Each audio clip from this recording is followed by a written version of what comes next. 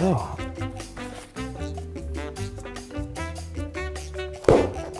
Ich habe das für einen Reimer gemacht. Salut zusammen, ich bin der Sven und bin ein komischer Siech. Aber das ist voll okay so. Wow, wieso habe ich das gemacht? Falls du mich noch nicht kennst, hallo.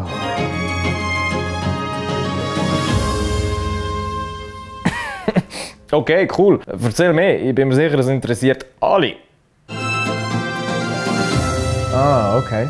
Was? Ah, okay. Ah, okay, nur im Sinn von, okay, jetzt machen wir das, was jeder YouTuber auch macht, nämlich so tun, als wären wir zwei unterschiedliche Menschen, obwohl wir ein und dieselbe Person sind. Ah, okay. Ja, in dem Fall. Gell, wieso macht man das eigentlich? Keine Ahnung, Mann. Rein aus psychologischer Sicht macht man das ja, um eine gewisse Distanz zwischen dem verbalen Durchfall, den man rauslässt, und der eigenen Person zu erzeugen. Da kann man dann darauf aber immer sagen, ja, ist ja Satire, ja, ist ja nur ein Charakter von mir. Ah, okay. Moment, das heisst ja, ich darf alles sagen, was ich will, oder? Oh, boy. Eigentlich schon, ja. Aha. Guten Abend miteinander. Der Klimawandel ist nicht echt. Greta Thunberg geht mir immer noch auf den Sack. Oh mein. Und 20 Minuten ist das beste, qualitativ hochstehendste Journalismuserzeugnis von der Schweiz und der Welt. Was ist denn das für eine? Das ist ein Charakter von mir. Du realisierst aber schon... Oh mein Gott, wie viel gibt's denn eigentlich noch von euch?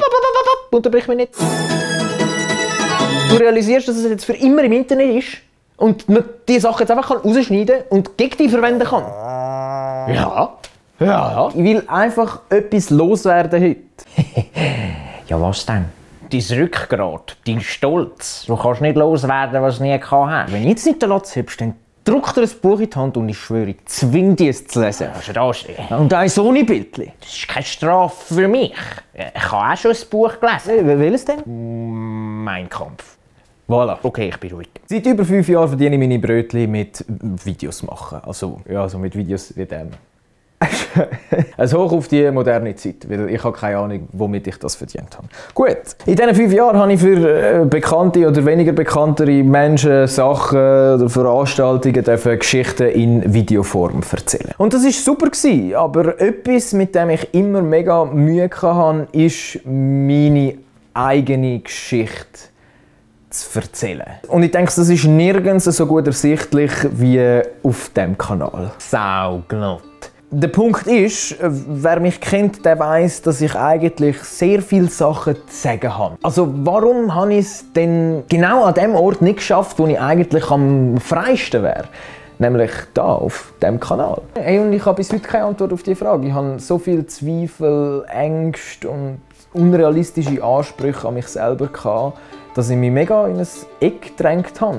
Jeder, der schon mal an dem Punkt war, der sich selber ins Eck gedrängt hat, der wird wissen, wenn du mal so weit bist, dann kommst du zu nichts mehr.